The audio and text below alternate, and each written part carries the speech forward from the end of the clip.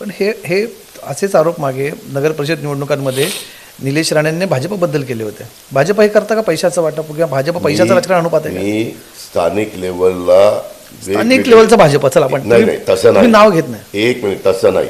स्थानिक लेवलला जे उमेदवार आहेत त्या उमेदवारांचे लोक तशा पद्धतीने करतात. दादा दोन महत्त्वाचे मुद्दे. पण आता तुम्ही इथे राष्ट्रवादीची युती केली आहे शरदचंद्र पवार पक्षाशी.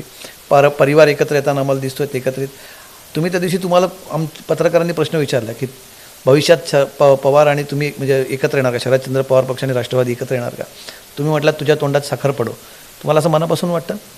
नाही नाही, एखादी गोष्ट बोलली मी तेवढंही म्हणायचं नाही तुझ्या तोंडात साखर पडो. पण तुमची इच्छा आहे का मनापासून? माझं हे का माझा आजपर्यंतचा स्वभाव आहे.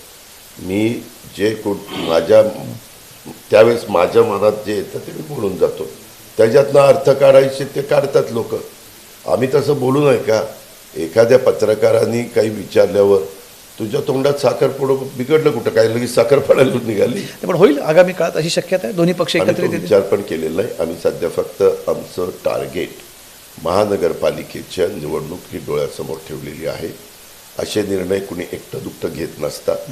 आणि आता आमचं व्यवस्थित सगळं चाललेलं आहे.